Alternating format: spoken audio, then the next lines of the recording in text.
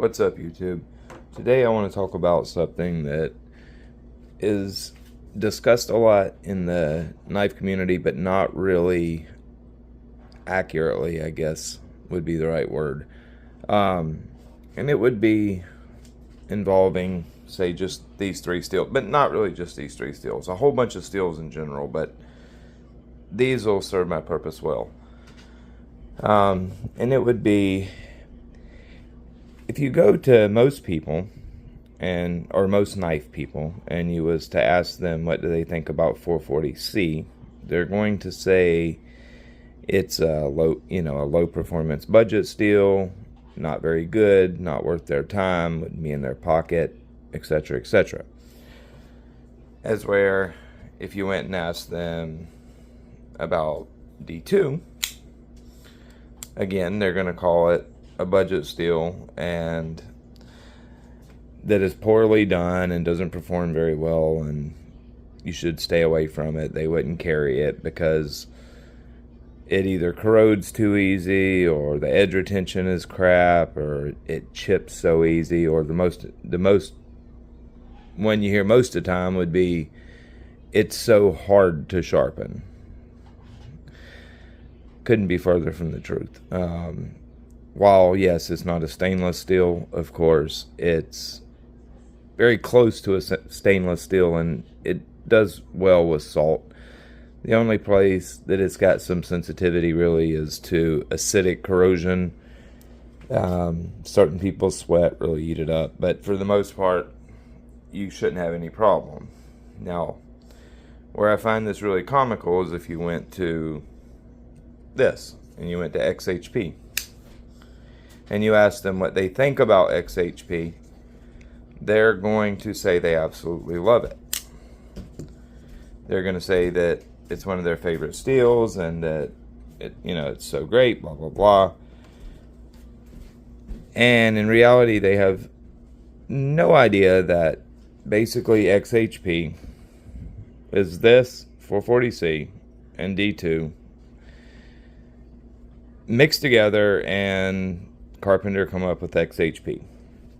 I mean, there's some other material science to it, but for the most part, it's 440C and D2 had a baby type deal.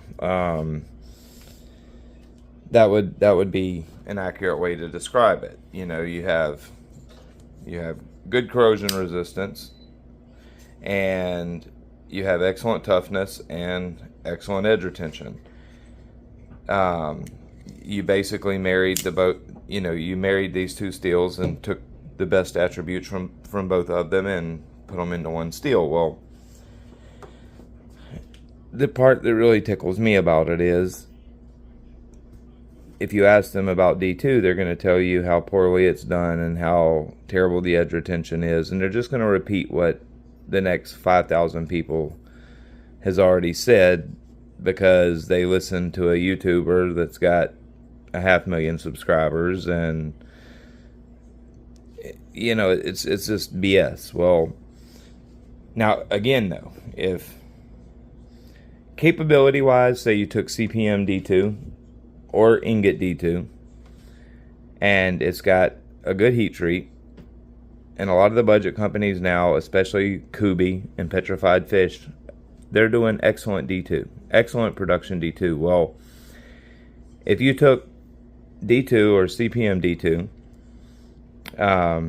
and you cut test it, say it's an average production knife, and you take XHP and it's an average production knife, say the edge geometry, blade geometry is all similar, you're going to have not a very large discrepancy in edge retention. They're going to be relatively similar. The XHP probably will outcut it a little bit just due to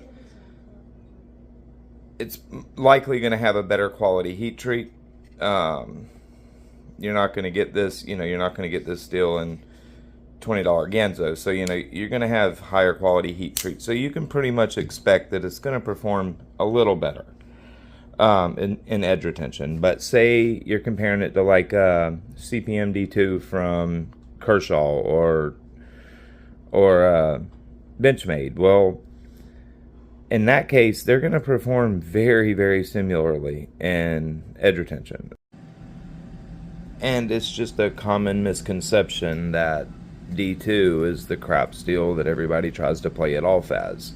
And, you know, that comes specifically from a couple YouTubers that have a lot of influence and have basically really tarnished the steel's reputation. And I mean, if you go back 5-6 years, you know, when China and I first started doing the D2 thing, and they were on every $20-$30 knife you could find, and half the time it wasn't D2. Yeah, I mean, that really tarnished it too, because it was done poorly back then, but it's not anymore. These China companies really have figured it out, and you're getting really good quality heat treats that are almost unbelievable considering the price of the knives. And that goes, you know, for 440C as well. So many people really hate on 440C, but if it's done well, it's a very high performance steel. And you know, you in steels like these, they're plenty tough enough to have very, very fine edge geometry. You know, again, we're not out chopping bricks with these knives. You don't need 35 thousandths behind the edge. Its geometry plays a whole lot bigger role than the steel composition itself. So when you hear a lot of times people discussing, you know, how crappy a knife steel is, say they're hating on D2, well, as long as the geometry is good, it's going to perform pretty decently anyways. And you really don't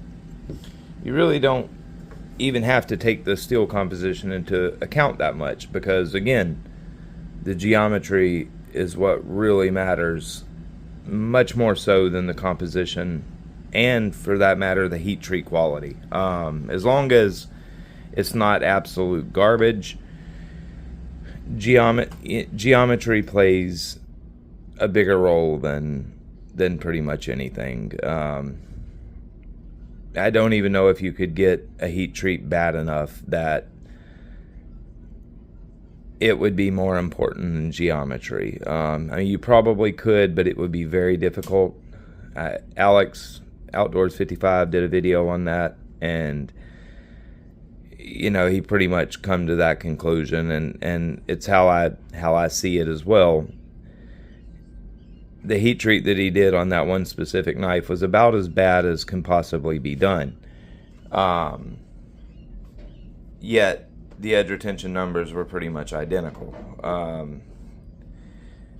Even with this, you know, with the same steel, same knife, geometry, with a good heat treat, and the edge retention was basically the same.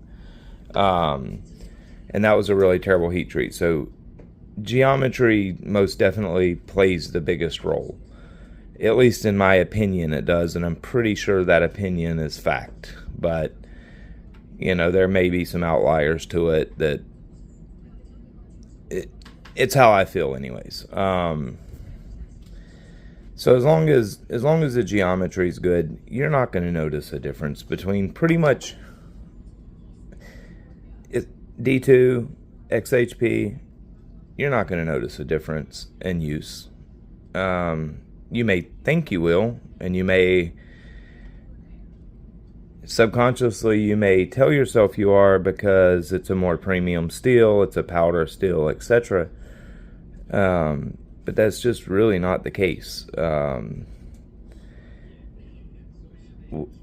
why it tickles me so much when you hear people saying, you know, how they wouldn't carry D2, the edge retention is not good enough for them, it wouldn't be in their pocket, blah blah blah.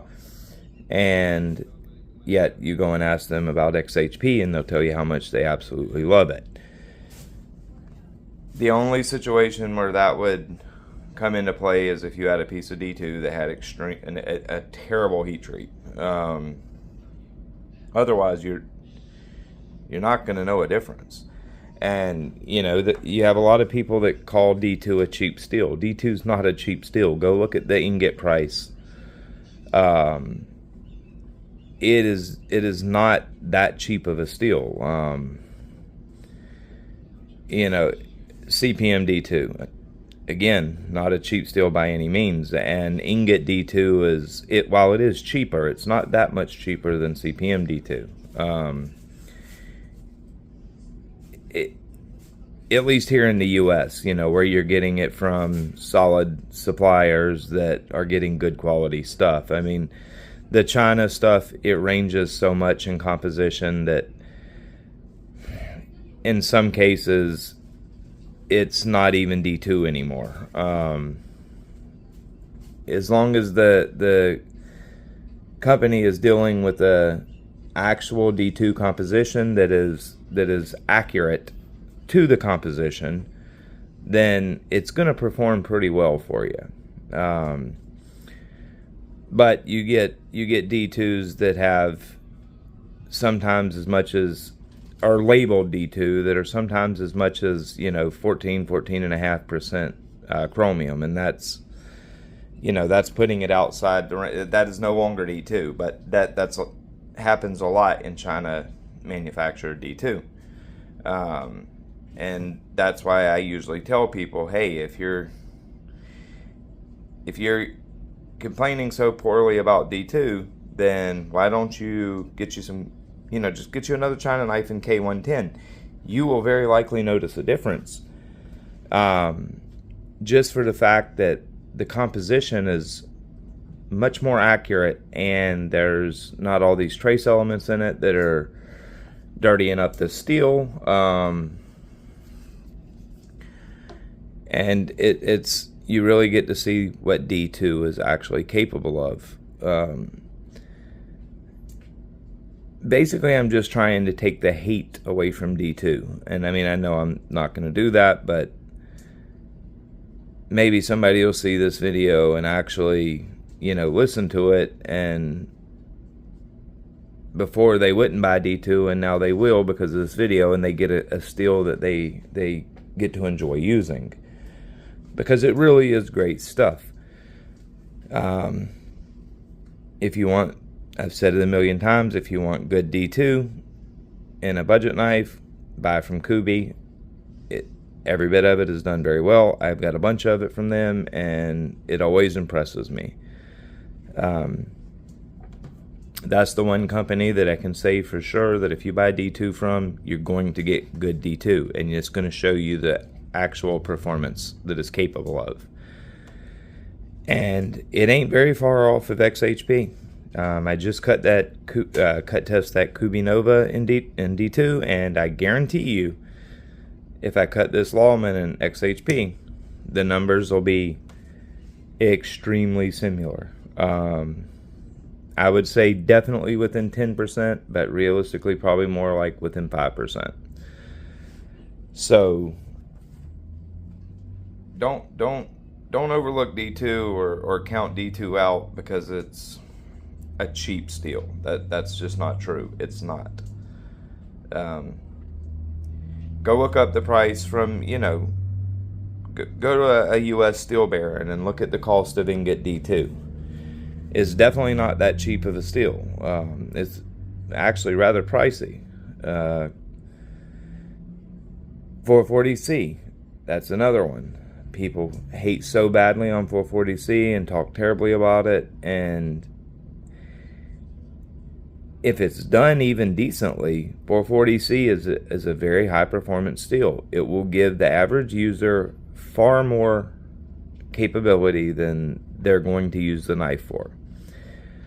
It's plenty stainless, it's plenty tough.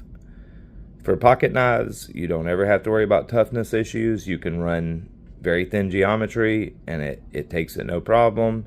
And as long as the heat treat is decent, you're going to get really good edge retention out of it. Not D2 numbers, but I'd say probably around 60%, 65% maybe, would be probably an average. D2 is quite a bit more capable. Edge retention wise, you're going to get a pretty substantial boost over 440C, but 440C as a whole is a very good steel. It's if you're a a hobby maker, 440C is priced well. You can get it pretty much anywhere. It's not very expensive. It's easy to work with. And one thing that I really love about 440C, and it's something that D2 has in common with it, 440C will take a extremely aggressive edge and hold that aggression for a long time. Much better than finer grain steels like 14C. And actually, I'm glad I said 14C because that's something else I want to talk about. It'll hold that aggression for a very long time, cut very, very nicely, and strop back very easily.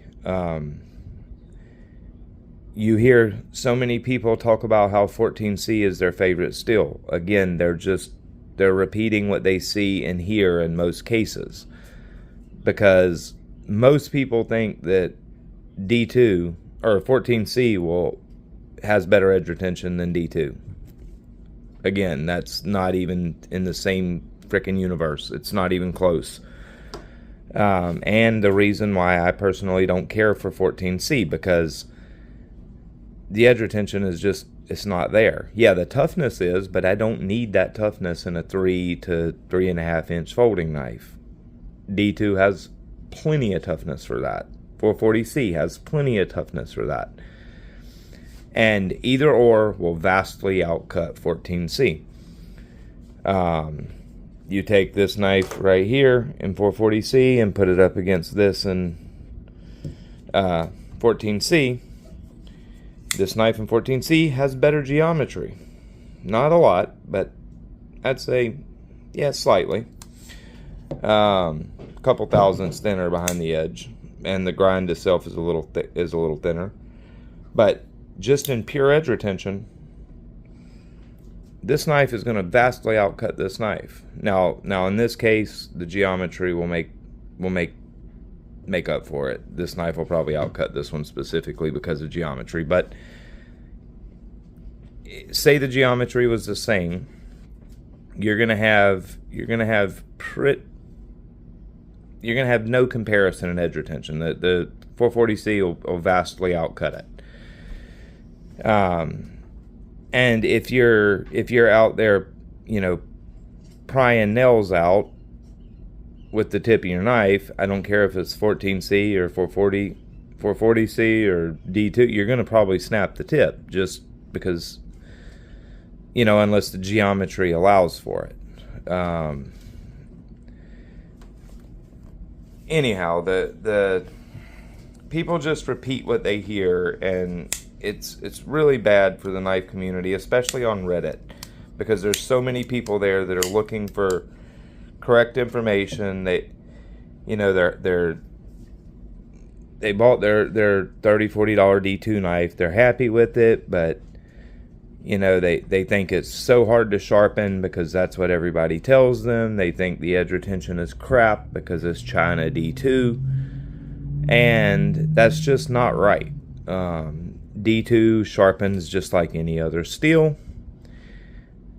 It really doesn't even matter on abrasive choice. You can go with a normal aluminum oxide stone, and you won't have any issues with it. D2 sharpens very well, and it takes a nice aggressive edge and it holds on to it just like the 440C does.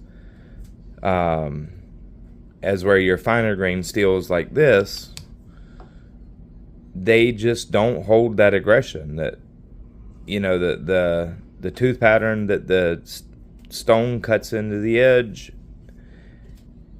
with those really fine grained stones, it does not hold that tooth structure very well, and it doesn't take long for the knife to start to lose that bite. And that's where 440C and D2, in my opinion, are the best 2 budget steels just for that simple fact. Now, I'm not including 154 CM in this. 154 CM is probably my favorite budget steel, but I don't really consider it a budget steel just because it's on knives that are typically out of where I consider budget. I consider budget around $50, and you're not going to get too much 154 CM at that price. Not if it's actual. It could be China analog 154 CM, and they're selling it down there. But to get US, you can get 154 CM. It's typically over, outside of what I consider budget.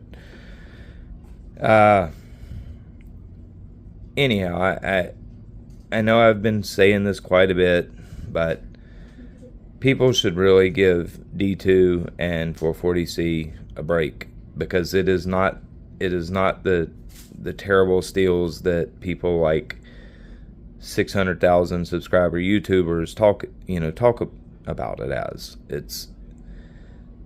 They're very high performance steels. They're very capable steels, and when they're done right, you get exactly that. A lot of performance and for a very good price. And the China manufacturers have really figured it out as of the past couple years. Gonzo, for example, their 440C is kick-ass. Kubi, their D2 is kick-ass. Petrified Fish, their D2 is kick-ass. Civivi, their D2 is kick-ass. And it just shouldn't be hated on as bad as it is, and the spread of misinformation hurts the community as a whole, especially the budget knife end of the community. So if you are scared of D2, don't be. I promise it sharpens beautifully. You won't have no issues with it. Just don't take it too high a grit. Leave it down at 320 to 600. You'll be good. That goes for 440C as well. That way you've got a nice tooth structure that the stone has cut into the steel, and it'll maintain that tooth structure for a long time. It'll cut great, and it'll strop back many times. If you have any questions about D2 or 440C, or any steel for that matter, if I can help you on it, I will. Feel free to ask questions. The engagement helps my channel. And I'm going to do a whole bunch of D2 testing, because I really want to show people that it is not the steel that the bigger YouTubers make it out to be, or not the crap steel that bigger YouTubers and steel snobs make it out to be. Alright guys, I know this was a long one. I know it's kind of a rant, but I'm trying to put some correct information out there and slow the spread of misinformation. And steel snobbing needs to go. Alright, y'all have a good day.